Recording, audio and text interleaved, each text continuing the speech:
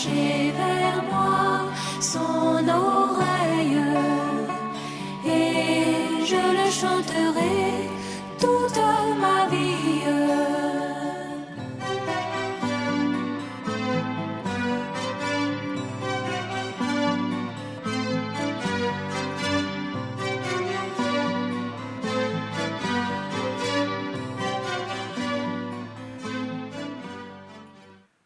Frères et sœurs, que Dieu nous bénisse. Nous sommes dans la maison du Seigneur et c'est toujours bon de se retrouver dans la maison du Seigneur. Quand Marthe était agitée, Marie est allée s'asseoir aux pieds du Seigneur. Et le témoignage que le Seigneur a rendu de Marie, c'est qu'elle avait choisi la bonne part. Vous aussi, vous avez choisi la bonne part. Donc que Dieu nous bénisse. Vous savez, tout ce qui a été déclaré est tellement puissant que peut-être chaque 5 minutes de ce qui a été dit pourrait constituer ce qui a été dit, constituer une prédication d'1 heure, de 2 heures, tout dépendra. Parce que c'est un condensé de bonnes informations. C'est la parole de Dieu qui nous a été apportée. Et donc, vous l'avez écouté, pour certains 2 fois, pour certains 3 fois. Vous avez retenu beaucoup de choses. Moi aussi, quand j'ai écouté, j'ai retenu certaines choses. Je vais mettre l'accent sur ces choses. Et puis, le frère Mathias nous conduira dans la prière. Dans tous les cas, que Dieu nous bénisse. Je crois que l'objectif que moi j'ai décelé dans ce qui a été dit, c'est que le Dieu qui nous aime veut renforcer notre foi. C'est-à-dire, il veut que notre foi soit renforcée. Il veut fortifier notre foi. Il veut booster notre foi pour ne plus nous inquiéter. Il veut nous enseigner la persévérance, la confiance en Dieu. Je crois que c'est ça les éléments essentiels que moi j'ai notés. Parce que la parole de Dieu est efficace. La parole de Dieu elle-même, elle est efficace. Et donc,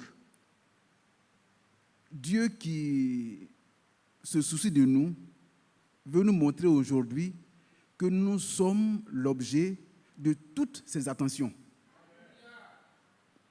C'est-à-dire quand le Dieu qu'on adore là, lorsque il se place dans son plan, chacun de nous constitue l'objet de toute son attention. Tu dois le savoir et puis l'accepter. Nous avons du prix devant le Seigneur. Aux yeux du Seigneur, nous avons du prix. Ma soeur, tu as du prix aux yeux de Dieu. Mon frère, tu as du prix aux yeux de Dieu. Lorsque on regarde tout ce qui se passe autour de nous, on se rend compte que comme nous sommes l'objet de toute l'attention du Seigneur, Dieu fait converger toutes les bonnes choses pour qu'elles nous atteignent. Mais en même temps, l'ennemi travaille pour ne pas que ça nous atteigne. Il s'interpose. Mais ce qu'on doit savoir, c'est que ceux pour qui Dieu déploie toute cette énergie constituent un peuple. C'est toi, frère. C'est toi, sœur. C'est nous qui formons ce peuple. Donc Dieu a ce peuple. C'est un peuple saint. Amen. C'est un peuple saint. C'est un peuple qui préoccupe Dieu et dont Dieu s'occupe. Dieu sera responsable de ce peuple. Et il travaille pour que les choses se passent en faveur de ce peuple. Alors, je veux qu'on qualifie un peu ce peuple avant de rentrer dans les détails. Peut-être qu'il serait intéressant aussi de lire une parole qui m'a beaucoup intéressé. Ce n'est pas dans ce qui a été dit, mais pour faire le lien. Prenons Nombre 17, du verset 1 au verset 8. Nombre 17, du verset 1 au verset 8, et l'attention sera sur le verset 5.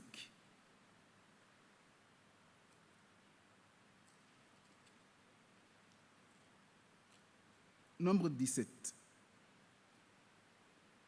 Le Seigneur parla à Moïse et dit: parle aux enfants d'Israël et prends d'eux une verge selon les maisons de leurs pères, soit 12 verges de la part de tous les princes, de tous leurs princes selon les maisons de leurs pères. Tu écriras le nom de chacun sur sa verge, et tu écriras le nom d'Aaron sur la verge de Lévi. Car il y aura une verge pour chaque chef des maisons de leur père. Tu les déposeras dans la tente d'assignation devant le témoignage où je me rencontre avec vous. L'homme que je choisirai sera celui dont la verge fleurira. Amen. Et je ferai cesser de devant moi les murmures que profèrent contre vous les enfants d'Israël. Moïse parla aux enfants d'Israël et tous leurs princes lui donnaient une verge. Chaque prince une verge selon les maisons de leur père, soit 12 verges. La verge d'Aaron était au milieu des leurs. Moïse déposa les verges devant l'Éternel, le Seigneur, dans la tente du témoignage. Le lendemain, lorsque Moïse entra dans la tente du témoignage, voici, la verge d'Aaron pour la maison de Lévi avait fleuri. Amen. Amen. Elle avait poussé des boutons, produit des fleurs et mûri des amandes. Lorsque j'ai écouté le message et tout ce qui a été dit, le Seigneur m'a inspiré d'aller lire ça. Il est dit au verset 5, revenez, l'homme que j'aurai choisi sera celui dont la verge fleurira. La parole de Dieu est efficace. Alléluia. Amen. La parole de Dieu est efficace. Amen. Quand elle sort, elle atteint toujours son but. L'autre problème à nous, c'est un manque de confiance. C'est un manque de foi. Est-ce que tu as été choisi? Reprenons Ésaïe 43.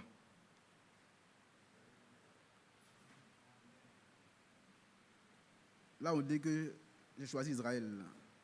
C'est ça dans Ésaïe 43, non?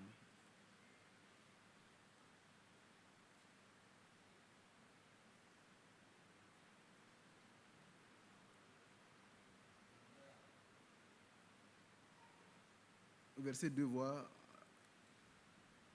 Là où il est parlé de choisir. C'est ce qui m'intéresse, pas tout ce qui est dit dedans. D'accord, comme je ne l'ai pas apprêté, ça m'est venu directement, j'ai voulu citer cela. Je ne sais pas si c'est dans 43 ou bien 48 ou dans 54. Dans tous les cas, Israël a été choisi. Toi aussi, tu as été choisi. Vous savez, quand il terminait, voilà ce qu'il a dit.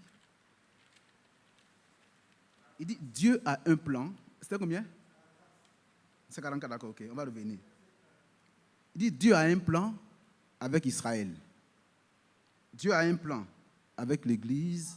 Dieu a un plan avec l'épouse. Dieu a fait un choix et il exécute ce choix-là en faveur de son peuple. Il faut que chacun en soit conscient. Si on est conscient, frère, nous n'allons rien craindre. Parce que le Dieu que nous adorons, c'est le Dieu tout-puissant. 41, 8. Voilà, 41, 8. Que Dieu te bénisse. 41, 8. Il dit, affiché, je lis en même temps, 41, 8, il dit, mais toi, Israël, mon serviteur, Jacob, que j'ai choisi, race d'Abraham que j'ai aimé. Moi, je me classe là. On peut lire le reste, mais ce que je veux dire, c'est que Dieu vous a choisi. Et dans la portion que j'ai lue, qui est en lien avec tout ce qui a été dit, lorsqu'il y avait la contestation, le Seigneur va parler à son prophète. Et au verset 5, il va lui dire, l'homme que j'aurais choisi, l'homme que je choisirai, sera celui dont la verge fleurira. Frères et sœurs, comment était la verge? Elle était sèche. Encore, était-elle rattachée au cep, c'est-à-dire à un tronc? Quand Dieu veut démontrer à ses enfants qu'ils doivent avoir confiance en lui, il fait des choses surnaturelles. La verge était sèche. Elle était détachée de sa souche. Il n'y avait pas d'eau. Il n'y avait pas de soleil. Ceux qui ont fait la formation, pas de la photosynthèse, c'est des éléments qui participent à la croissance des plantes. Il n'y en avait pas. Oh Seigneur. Alléluia. Dieu, il est bon. Je dis, ce que le Seigneur est en train de nous dire, c'est pour que notre foi soit renforcée. Que notre foi soit fortifiée. À tous égards. Et puis vous avancez. Lorsqu'il va faire le développement et qu'il prend le désert, comme la parole est sortie pour dire, l'homme que je choisirai, sa verge fleurira en une nuit. La verge a suffi, ça suffit. A accompli quoi? La parole qui a été dite. Il dit, je vais revenir là-dessus, mais rapidement, il dit, quand le Seigneur t'a dit, donc il a parlé, la parole est sortie pour dire qu'une chose doit être réalisée. Même si la chose n'est pas là, elle est là.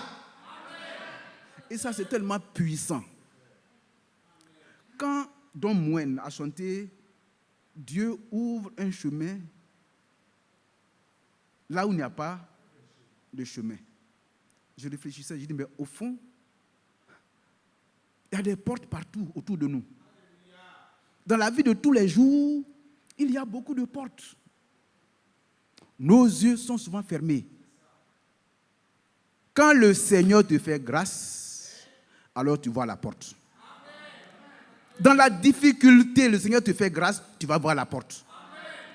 C'est pourquoi l'homme inspiré a dit, Dieu ouvre un chemin là où tout semble fermé. Le Seigneur a tout à sa disposition. Il commande et quand il a commandé, c'est suffisant pour que ce qu'il a commandé, les éléments nécessaires pour son accomplissement, les hommes nécessaires pour son accomplissement, les circonstances soient réunies et la chose s'accomplit.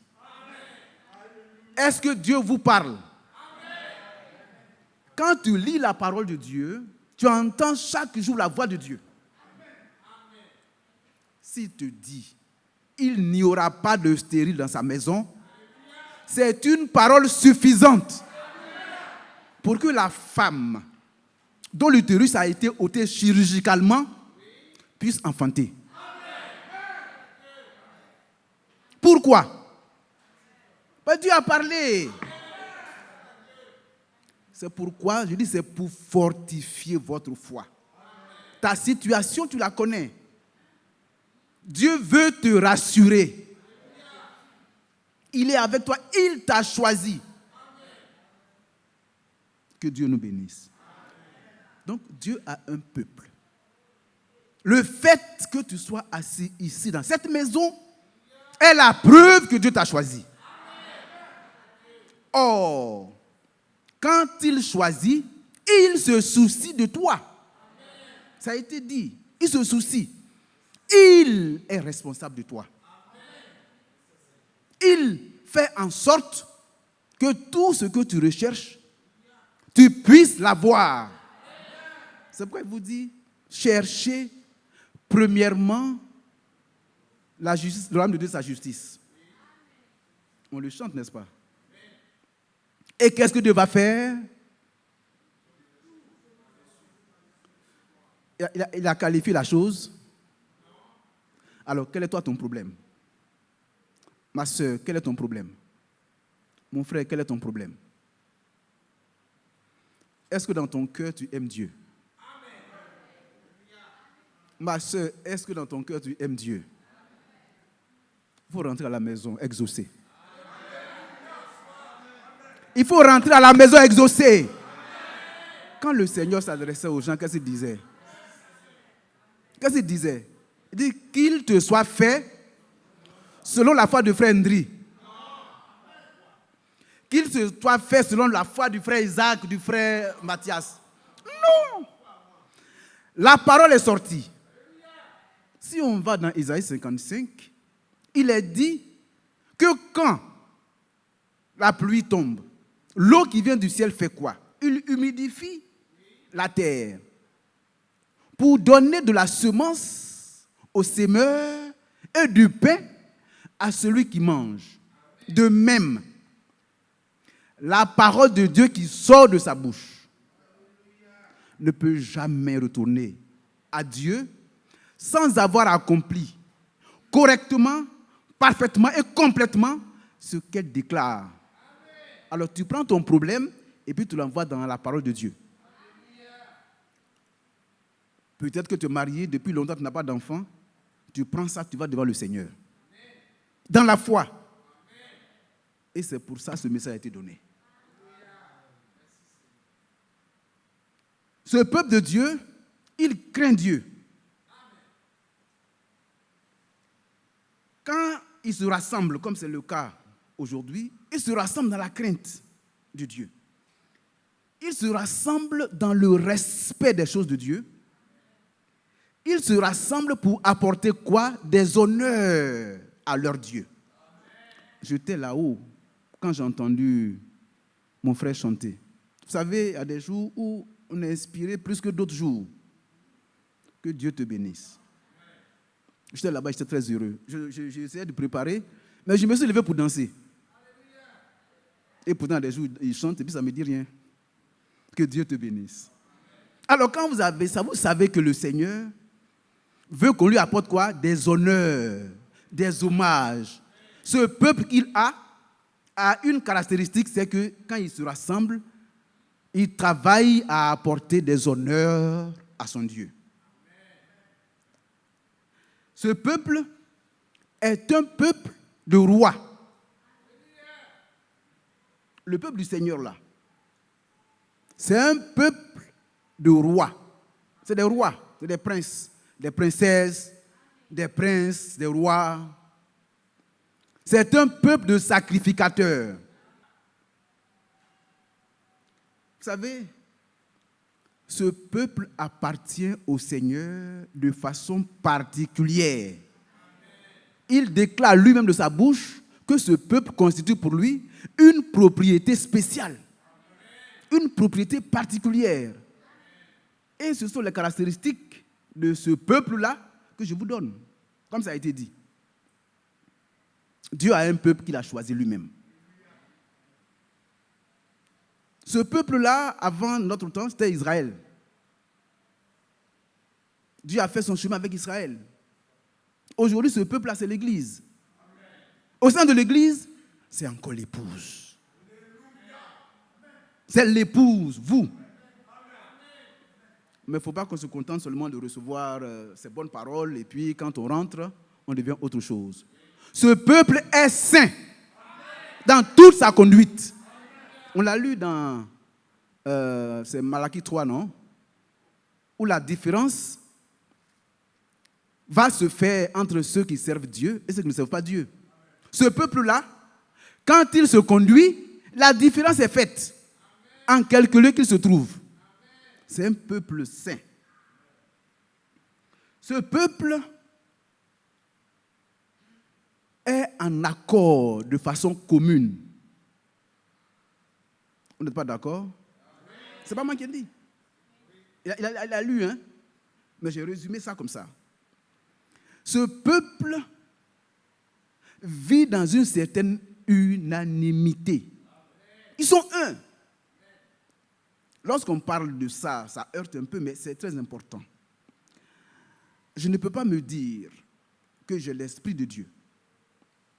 Et puis, excuse-moi de te citer, le frère Mathias a l'Esprit de Dieu, mon frère Bado a l'Esprit de Dieu, chacun de nous a l'Esprit de Dieu.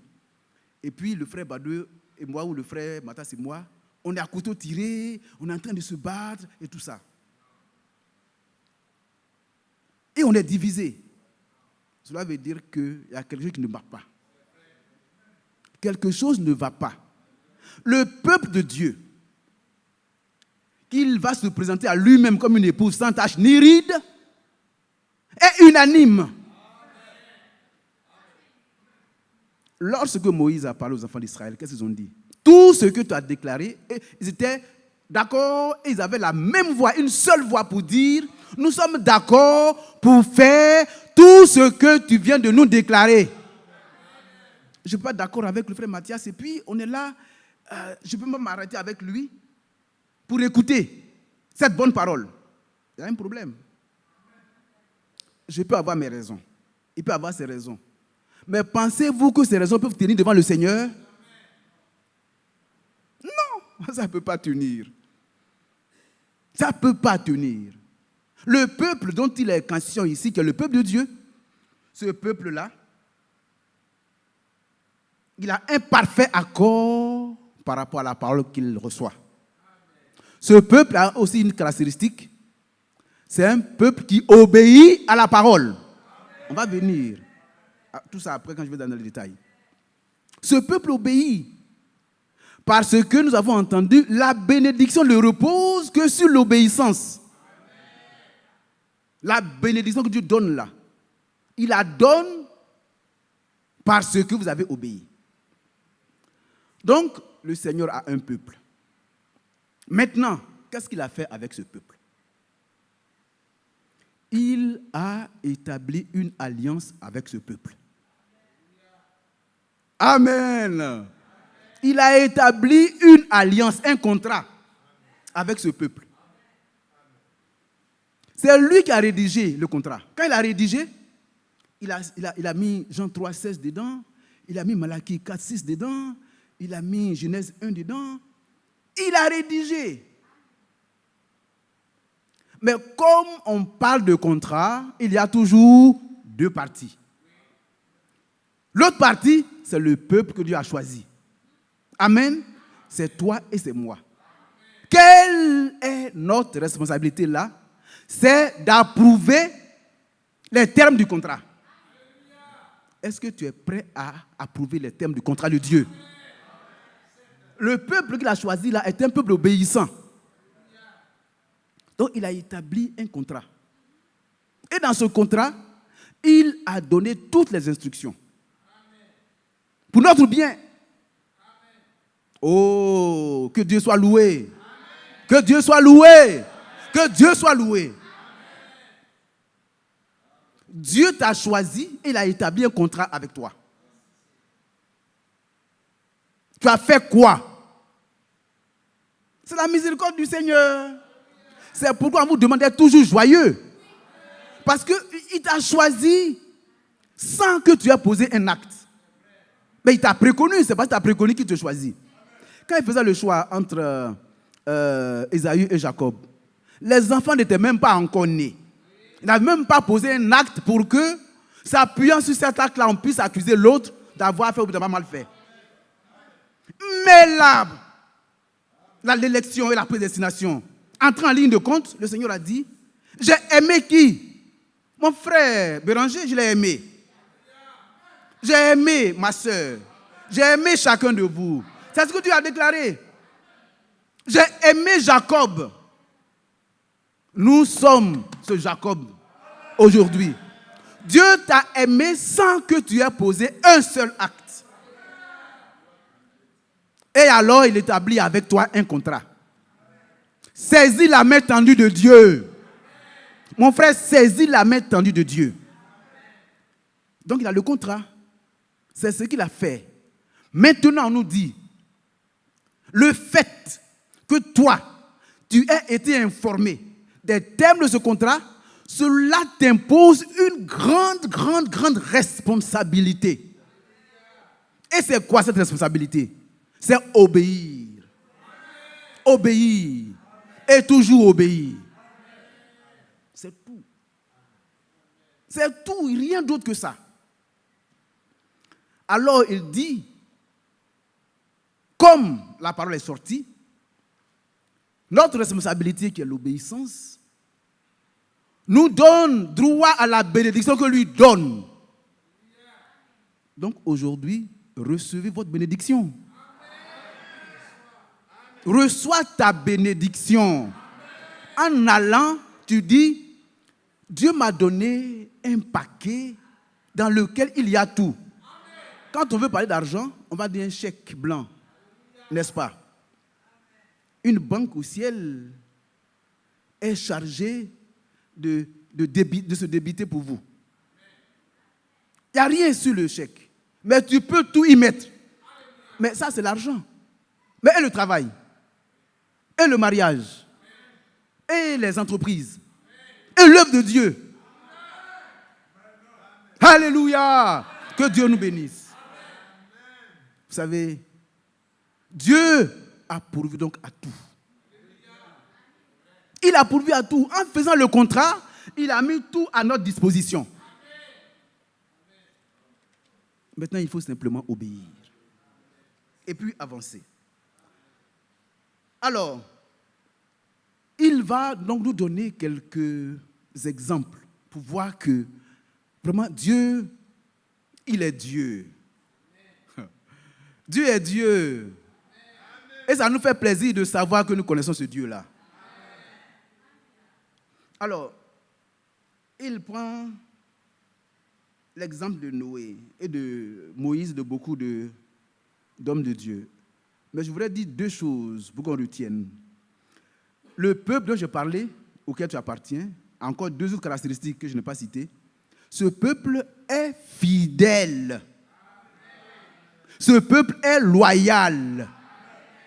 Oh, ça dit, ce peuple-là, quand il entend la parole, il déploie tous ses efforts pour appliquer la parole. Et il peut se tromper.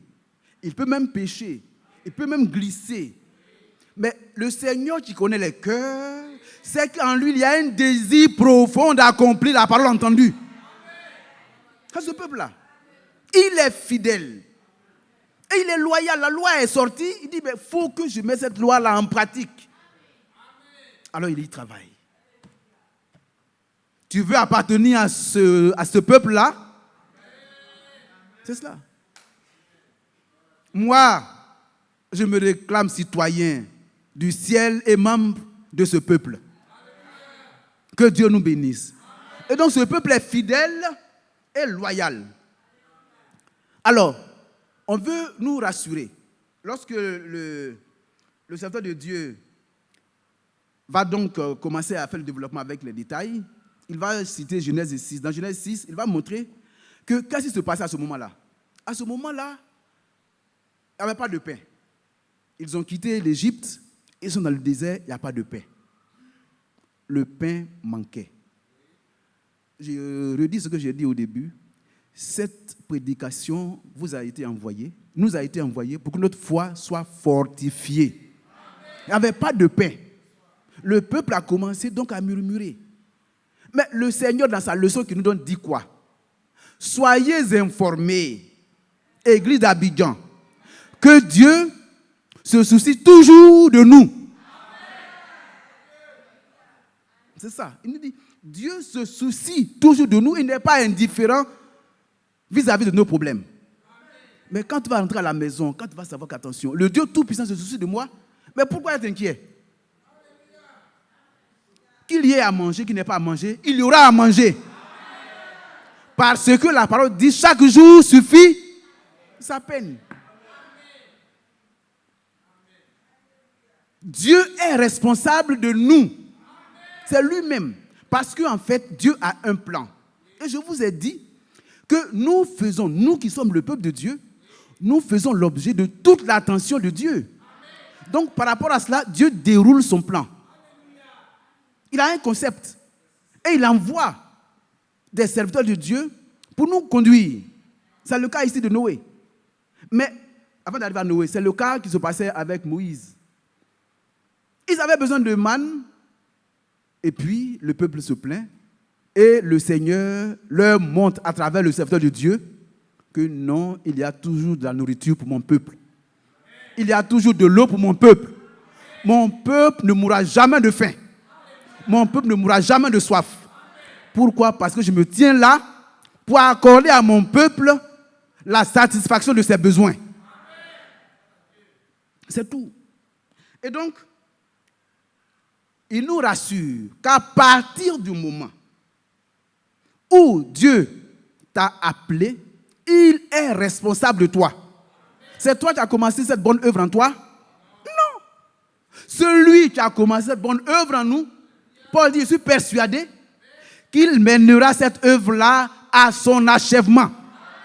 Et de façon victorieuse. Alors, c'est lui qui le dit. Donc, Dieu prend soin. Alors, il n'y a pas à s'inquiéter. C'est cela qu'il nous montrait déjà. Alors, quand on continue, il dit donc, dans l'accomplissement de ce plan, il communique à ses prophètes ce qu'il veut faire dans le plan. C'est comme un propriétaire de maison, pas propriétaire d'abord, il veut construire une maison, il conçoit son plan, il appelle l'architecte qui vient, ou le maçon qui vient doit l'exécuter conformément au plan. Vous vous souvenez de ce témoignage du frère Branham?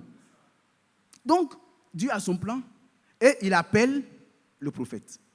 Il envoie son esprit sur le prophète pour lui indiquer qu'est-ce qui doit se faire. C'est pour assurer le peuple que lui, là, il prend soin de vous, pour aller au terme de ce qu'il a dans l'accomplissement de son plan. Hier, le dimanche, je vous parlais du but. Il veut que vous soyez parfait pour former cette église épouse sans tache, ni ride, ni rien de semblable. Il le dit vers la fin. Mais avant de venir sur le plan spirituel purement dit, il nous démontre les activités physiques qui ont été réalisées avant notre temps. Amen. Il nous montre les éléments factuels que nous on peut voir qui ont été réalisés. Les prophètes qui sont venus avant, que ce soit Noé, qui était ce grand homme, que ce soit Moïse, quand ils sont venus, ils avaient une responsabilité à accomplir. Le Seigneur montre à Noé comment faire l'arche. Par son esprit, il inspire Noé. Il explique à Noé comment les choses doivent se faire. Noé n'est pas un architecte ou bien constructeur d'arches, de bateaux, de grands bateaux. Il n'y connaît rien. Ce n'est pas un spécialiste. Mais quand Dieu t'a choisi, Dieu t'a choisi. C'est pourquoi je dis, soyez heureux. En rentrant à la maison, dites-vous que vous êtes arrivé par la foi. Alors ton problème trouvera sa solution. C'est tout.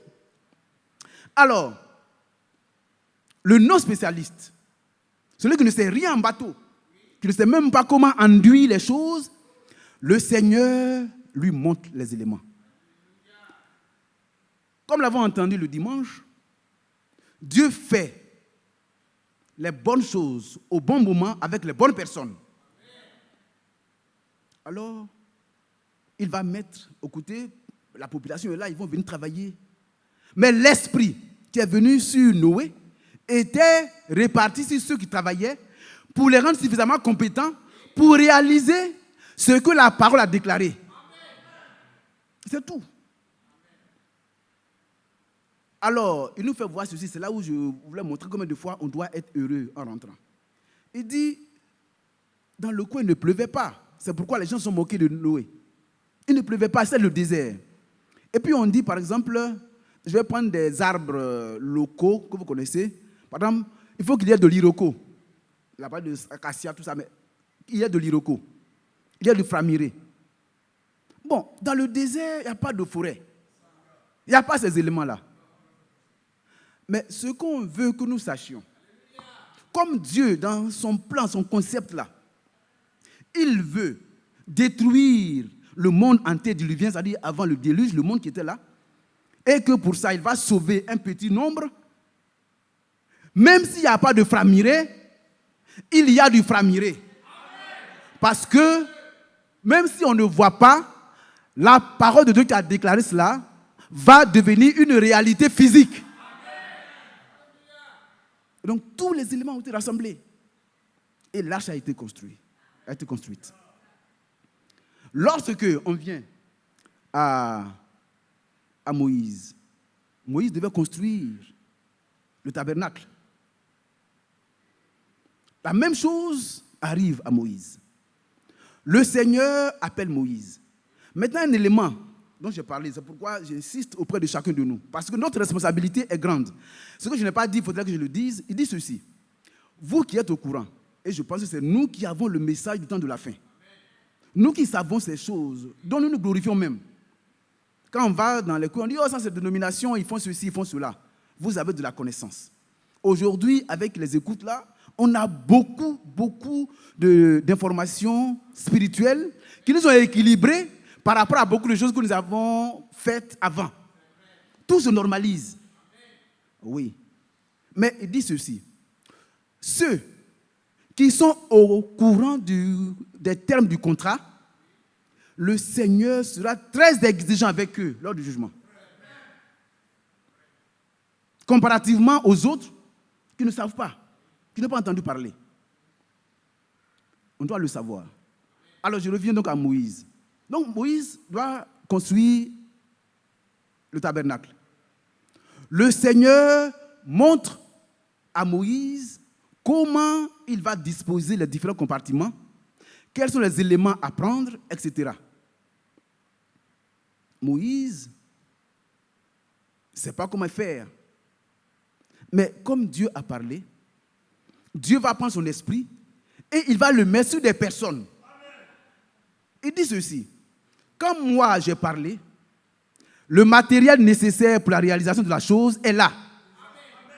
Quand j'ai parlé, les compétences, je parle des hommes maintenant, les compétences nécessaires pour réaliser les ouvrages sont là.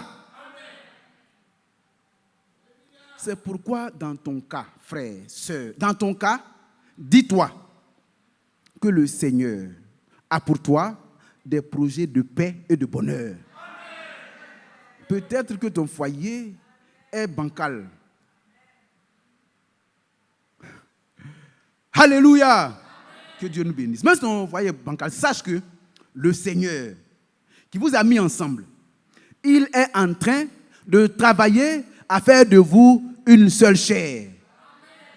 On vous cultive la patience et la persévérance. Et il veut vous apprendre à tourner votre regard vers qui? Vers lui seul. Quelle que soit la situation, quel que soit ton cas, ne désespère pas. Quand Dieu a parlé, le matériel est là. Les hommes sont là. Les conditions sont créées. Et ils vont travailler jusqu'à ce que ce qu'il a dit soit réalisé. Pourquoi j'ai parlé de fidélité tout à l'heure? Quand ils vont travailler, ils feront en sorte que chaque élément soit réalisé tel que cela a été déclaré. Sans un petit défaut, tout de façon parfaite. Mais parce que d'abord, il rend les gens compétents. Aujourd'hui, c'est le travail qui est en train de se faire en cette fin des temps, avec ces messages que nous écoutons. Lorsque vous allez dans le magasin que le frère Franck a constitué, sur injonction du Seigneur, et qu'il a accumulé tout, sachez ceci, notre magasin n'est pas un magasin de vivres. Le magasin qui a été constitué par le frère Franck, ce n'est pas un magasin de vivres. Parce que très souvent, quand certaines frères disent non, là-bas, c'est des vivres, c'est encore des carottes, ce n'est pas ça. La parole qui a été déposée, elle a été inspirée. Vous n'allez pas me dire que les prédications de 1984 que nous écoutons, c'est encore des vivres, ou bien? C'est des vivres? Ce n'est pas des vivres. C'est de la nourriture. C'est pourquoi, allez-y. Quand on y va, alors on est nourri. Parce que le Seigneur prend soin lui-même. Alors, il envoie ses serviteurs pour pouvoir indiquer textuellement. Et il rend les gens compétents pour réaliser les ouvrages. Et c'est fait de façon parfaite. Rien ne manque. Et alors, quand le Seigneur inspecte ça, d'abord, c'est lui-même, le prophète, le serviteur de Dieu qui a été mandaté. Quand il regarde, il se rend compte que c'est parfait. Aujourd'hui, c'est la même chose qui est en train de se faire avec nous. Parce que quand le Seigneur envoie sa parole avec toute sa nourriture, c'est pour que celui qui prend soin de considérer chaque élément de la parole, de se conformer dans la fidélité, dans la loyauté, il va devenir parfait comme le Seigneur l'a demandé. Parce que il est dit dans Éphésiens 4, les ministères qui ont été donnés travaillent pourquoi? Pour le perfectionnement des saints. Mais c'est vous les saints. Et la parole qui a été déposée dans le magasin travaille à cet objectif-là. Pour que le but soit atteint et que chacun de nous soit parfait. Que Dieu nous aide. Et donc c'est ce travail qui est en train de se faire. Alors dans le cas de Moïse, donc, il a rassemblé et les hommes, très souvent quand le frère Okeni prie, il aime citer Belsalil et Eliab et tout ça. Ah oui, c'est la vérité. Il n'était pas Moïse. Il n'était pas Moïse. C'est à Moïse que les choses ont été montrées. Mais l'esprit qui a montré à Moïse, l'esprit est venu rendre compétent des hommes. Et il a dit ceci. Même s'il y a quelqu'un qui est médiocre, s'il a été appelé, il sera excellent. C'est là où on fait appel à l'humilité. Si en conséquence, je me lève pour dire, moi, j'ai de l'expertise. Vous savez, moi, ça c'est mon travail habituel. Ça, tel que le fait, l'angle qui est là, c'est pas bon. Vous devez faire comme ça. Je viens pour essayer, en étant sur mes gros chevaux, que c'est moi qui ai de la connaissance. Le Seigneur nous dit ce soir que son travail n'arrivera à rien du tout. Il va désorganiser plutôt. Mais le médiocre, qui a été appelé par le Seigneur réalisera son plan avec lui. Et de façon parfaite. Et de façon parfaite. Ils n'auront pas besoin, quand ils vont travailler, ils n'auront pas besoin d'inspecteurs, de surveillants, pour leur dire, non, en fait, tournez à gauche. Le Seigneur a mis en eux toute la compétence nécessaire pour que quand ils doivent tourner à droite, ils tournent à droite. Quand ils doivent tourner à gauche, ils tournent à gauche. Quand ils doivent tailler comme ça, ils taillent comme ça. Et il a donné une image qui m'a vraiment marqué. Il dit ceci. Quand on devait faire le chandelier devait être fait en une seule pièce. C'était un bloc d'or. C'était là, un bloc. Mais puis à un moment donné, les 7 chandeliers sont sortis. Avec tout ce qui a été décrit. Mais comment cela a pu se faire? Comment cela a pu se faire? Le Seigneur t'a choisi. Et comme il t'a choisi, il t'a déjà rendu compétent. Sois simplement obéissant. Il dit la bénédiction repose sur l'obéissance. On soit obéissant. Ne raisonne pas avec la parole. Sois obéissant. Sois obéissant. Si tu es obéissant, tu verras les choses s'accomplir. Nous tous, donc, il n'y a pas de celui qui est fort, celui qui est faible. On est tous égaux devant le Seigneur.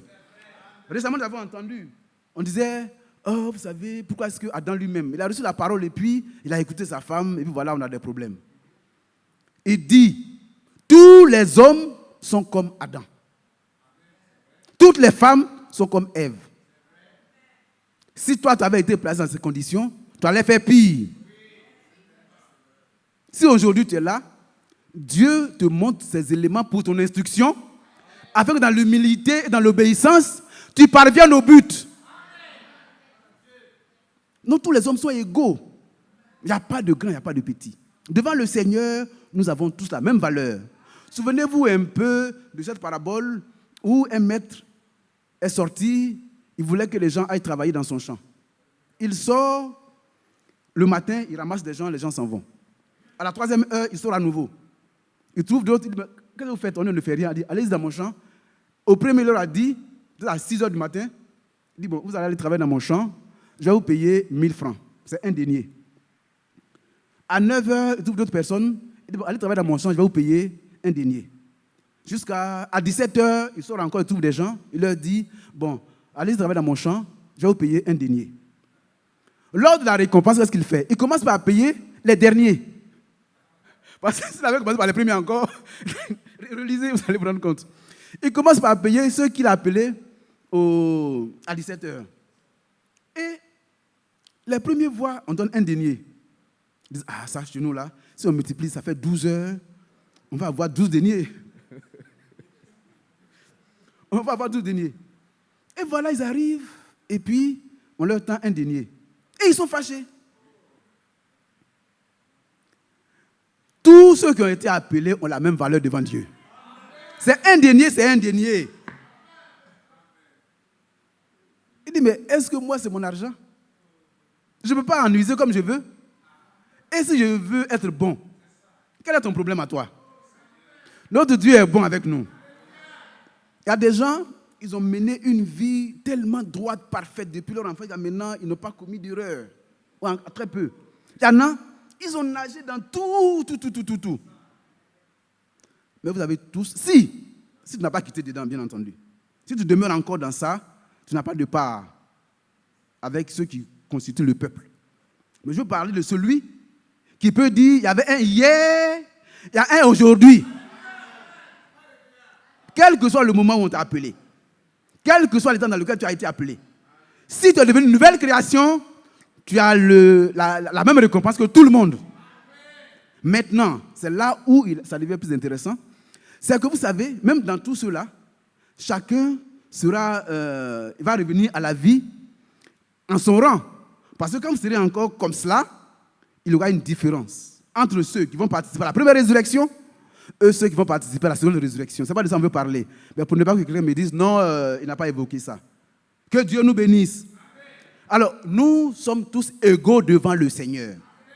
Dans l'humilité, aimons-nous les uns les autres, considérant les autres comme étant au-dessus de nous, et Dieu se souviendra de nous. Amen. J'ai évoqué les choses matérielles. Maintenant, le frère Branham a été envoyé. Pourquoi?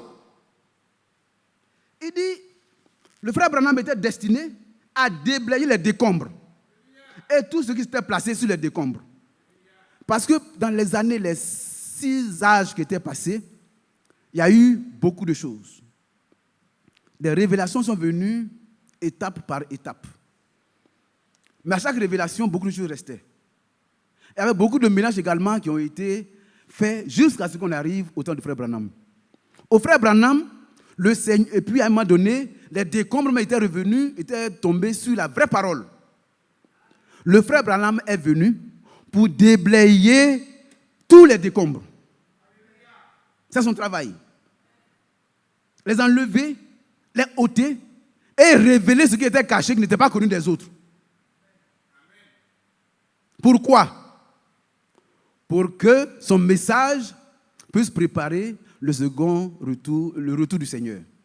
Et c'est ça qui est très important. Ça nous concerne maintenant. Il y a eu l'arche. Ça, c'était matériel. Il y a eu le tabernacle. C'était matériel. Maintenant, il y a la formation de l'épouse. la restitution de l'âme de l'épouse. Chacun doit faire partie de la restitution de l'âme de l'épouse. Amen. Chacun. Mais comme Dieu prend soin, de la même manière que de façon matérielle, le Seigneur a donné son esprit aux prophètes, en d'autres temps, le Seigneur a donné son esprit au frère Branham. Est-ce qu'on suit? De la même manière que le Seigneur a accompagné Noé. Et ceux qui ont travaillé avec Noé ont reçu l'esprit. De la même manière que le Seigneur a accompagné Moïse. Et ceux qui ont travaillé avec Moïse ont reçu l'esprit. De la même manière aujourd'hui, le Seigneur il a envoyé son serviteur et il lui a donné son esprit. Et cet esprit a été répandu sur tous ceux qui travaillent dans le même esprit que lui. Pourquoi? Pour que l'épouse soit formée.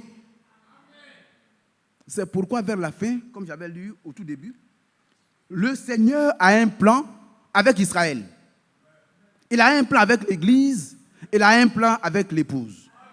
Lorsque nous prenons Jean 3,16, dans Jean 3,16, tous ceux qui ont prêché la bonne parole, l'évangile éternel, ceux-là, quand ils ont fini de prêcher, et ceux qui étaient en face et l'ont reçu, ils sont sauvés. Quand on lit dans le retour de Christ que le frère a écrit, il dit même si la personne se trouve dans une dénomination et qu'il a marché selon les règles de la dénomination, s'il a vraiment cru, il sera sauvé. Mais il y a ceux à qui Dieu a fait grâce et qui savent les termes, le contenu du contrat concernant l'épouse. C'est toi, c'est moi. Vous voyez, il y a le groupe. Mais quand le frère Branham est venu et que le message lui a été communiqué, toi, Dieu t'a fait la grâce d'être informé. Tu es assis, notre m'écoute. Tu as une grande responsabilité. Et de ceux qui sont inclus dans ce groupe, l'obéissance est exigée. Vous entendez? L'obéissance est exigée. Si tu veux être béni, sois obéissant. Et le Seigneur te bénira. Comme tu l'as dit tout à l'heure, je dis, même si tu as des difficultés, il faudrait que dans ton cœur, le désir soit vraiment manifeste. C'est ça qui pleure. Ça dit quand il s'arrive même, ça ne devait même pas arriver, parce que le serviteur fidèle est prudent, il est prudent. Nous croyons au message. S'il est prudent, son enseignement nous rend prudents. Si tu es prudent, là où tu sais que ton pied peut glisser là, il faut éviter d'y aller. Il faut éviter. Bien entendu, en marchant, tu peux heurter quelque chose. Ça peut arriver. Ça dit, tu n'es pas prémédité, tu es en train d'aller comme ça, et puis on vient te faucher. C'est arrivé récemment, il y a un accident qui a eu lieu. Il y avait un pont, et puis une voie passait par le bas. Le véhicule en haut là-bas a raté le virage, il est venu tomber sur quelqu'un qui était en train de partir simplement, il est tombé sur lui. Donc ça peut arriver, c'est des accidents. Quand l'accident arrive, mais on pleure, on pleure, on pleure. Mais Dieu voit tes larmes. Il voit tes larmes. Et puis, il écrit un livre de souvenirs. Il sait que tu es bon. Mais quand tu as planifié, comme le catholique, pour après venir dire au frère Mathias, vraiment, excuse-moi, la fois dernière fois, là, ça n'a pas marché, je suis tombé. Tu es tombé après que tu aies fait une planification, frère ou sœur. Tu savais qu'en allant dans tel coin, il y a quelqu'un là-bas qui peut, vous avez des choses, c'est pas très clair. Et puis tu t'en vas, arrivé là-bas, il t'envoie une invitation, et puis tu vas répondre, et puis après les dégâts arrivent. Mais tu as pris ton argent, toi-même, pour faire le voyage.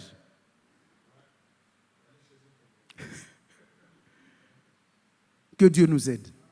Ce sur quoi je veux mettre l'accent, c'est qu'il peut arriver qu'on tombe. Mais dans le désir du cœur, Dieu doit voir que tu veux obéir à sa parole. Comme c'est lui qui produit en nous le vouloir et le faire. Comme tu es faible, ça peut arriver.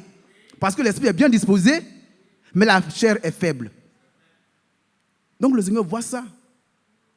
Si tu le fais, à ce moment-là, quand tu vas prendre les deux groupes qui sont éligibles à l'éternité, tu feras partie du premier groupe.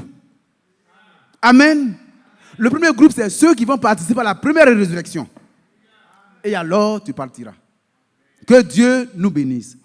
Donc, c'est cela. Quand le frère Branham est venu, il a envoyé donc ce message et il n'est pas allé au-delà de ce qui devait être dit. Il a déblayé le terrain et il est resté dans la parole. Et c'est pourquoi le frère Franck en parlant, il dit, nous, pour ce qui est de la prédication, nous restons là. Qu'est-ce qu'il a fait? Peut-être qu'il serait bon, avant de continuer, de dire quelque chose. Ce groupe-là donc, quand ce groupe reste dans les limites de la parole, il prend soin de ne pas adapter la parole de Dieu à sa façon de voir. Il prend soin de ne pas interpréter la parole de Dieu. Il prend soin de ne pas plier la parole de Dieu. Ça, c'est toi et moi. Maintenant, pour aller rapidement sur l'avant-dernière partie, quand le frère Branham donc a apporté le message, il est resté dans les limites. Il n'est pas allé au-delà. C'est pourquoi le frère Franck dit, là où il a commencé, là aussi on a commencé. Là où Dieu a commencé, là on a commencé. Là où Dieu s'est tu, là également on se tait. Là où Dieu s'est arrêté, là on s'arrête. Là où Dieu a parlé, là aussi on parle. Pour que la foi soit suscitée. C'est ce groupe-là. C'est pourquoi le frère Branham a été envoyé. Et comme je l'ai dit le dimanche, il y a eu une suite au ministère du frère Branham. Il y a eu une suite. Et c'est le frère Franck, le serviteur fidèle et prudent, Matthieu 24, du 45 à 47. Il y a eu une suite. Et le frère Franck n'a fait rien d'autre que de demeurer dans le message qui a été envoyé au frère Branham. Je prends plaisir à le répéter parce que c'est la vérité. C'est-à-dire que le frère Franck n'a fait que ramener les choses à un niveau tel que nous qui ne comprenons pas grand-chose, on puisse mieux comprendre. C'est tout. Ce n'est pas un prophète. Il avait l'esprit prophétique. Il était un apôtre. Ça, c'est vrai. Mais ce n'est pas un prophète. Le prophète s'appelle William Marion Branham. Il est né en 1909. Donc le frère Franck va venir poursuivre. Il va rester dans les mêmes pas pour que nous soyons constitués. Ce peuple-là soit constitué. Parce que quand Jean-Baptiste est venu, on était venu pour préparer un peuple bien disposé. Un peuple bien disposé. Bon, de la même manière, quand le frère Branham a été envoyé, il est venu pour que l'épouse soit totalement constituée. Une épouse sans tache, ni ride, ni rien de semblable. Maintenant, il y a une caractéristique à ce peuple. Lorsque Moïse était en train de bâtir, il a dit, ceux qui sont les sacrificateurs, parce que j'ai dit, ce peuple-là, c'est un peuple de rois. C'est un peuple de sacrificateurs. Il dit, ce peuple-là, on va le caractériser. Ça dit, quand tu auras fini, tu vas faire un bandeau. Sur ce bandeau, qu'on mettra sur leur front, il sera écrit 3 mots. Amen. 3 mots. Mais c'est toi et c'est moi, frère. Nous sommes ce peuple, nous sommes ce royaume, nous sommes ces sacrificateurs-là. En ce temps-là, il y avait 3 mots. Dans notre Bible, c'est écrit sainteté à l'Éternel. Quand vous lisez, c'est écrit sainteté à l'Éternel. Mais ça veut dire consacré au Seigneur. C'est un peuple qui est consacré au Seigneur. Cela veut dire que toi et moi, si nous voulons véritablement prendre part à la première résurrection, nous sommes consacrés au Seigneur. Nous sommes condamnés. Il n'y a rien d'autre à faire. Pas de raisonnement. Que Dieu nous bénisse. Nous ne venons pas ici donc avec des capacités particulières. Mais nous venons d'abord parce que nous avons été appelés. Et comme nous avons été appelés, de la même manière que ceux qui ont travaillé avec Moïse ont été rendus compétents, le Seigneur se charge de nous rendre compétents. Le Seigneur se charge de te rendre compétent. Compétente et compétent. Accepte simplement.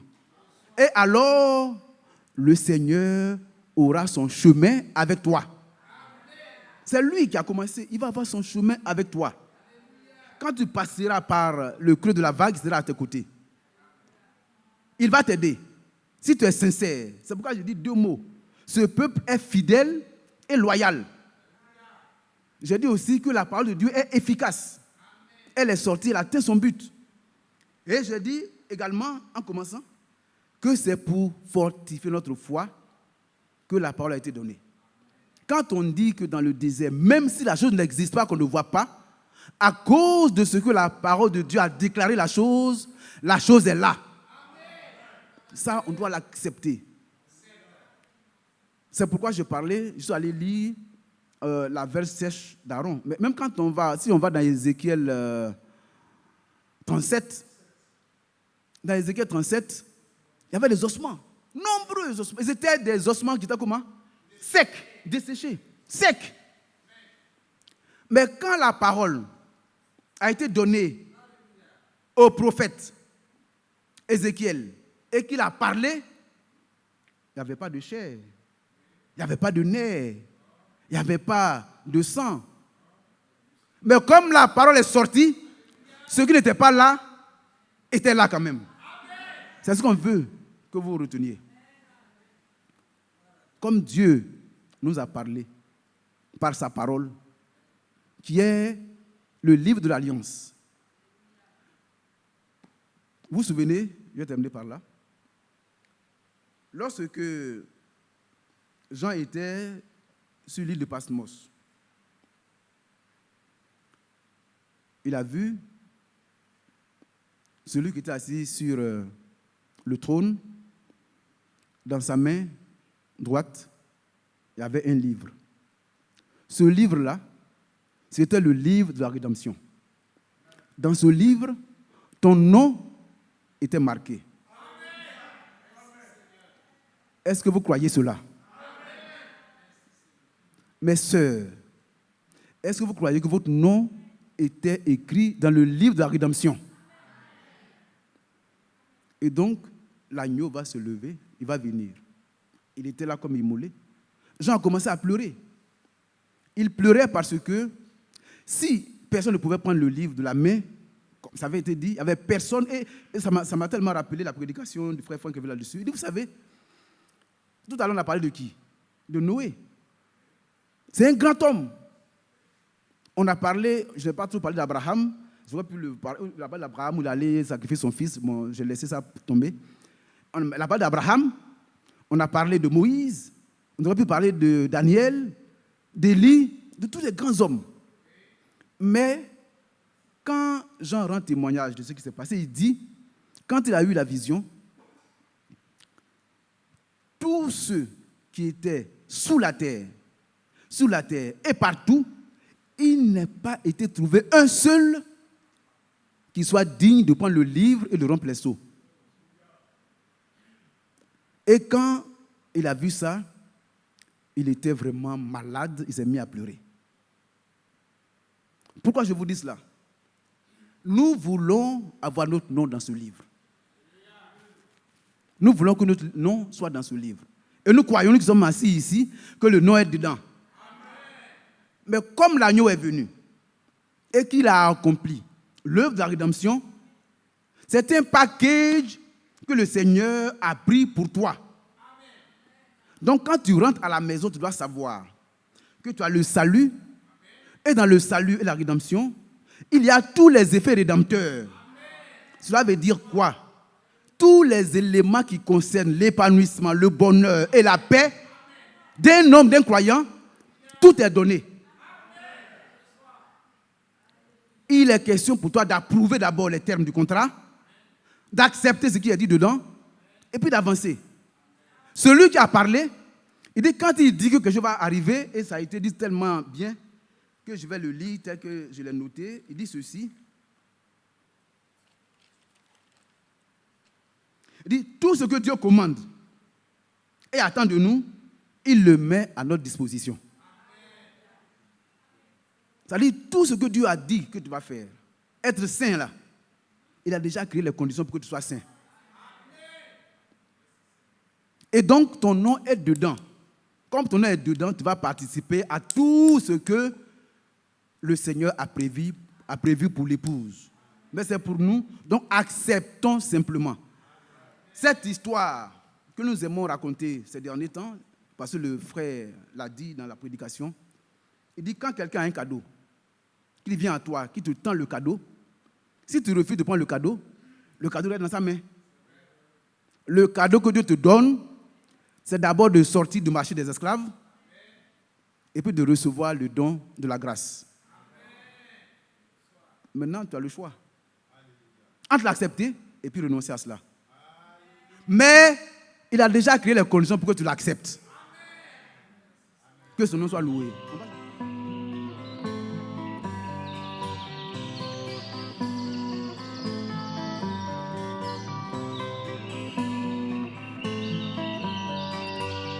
J'aime l'Éternel, car il entend ma voix. Il a penché vers moi son oreille, et je le chanterai.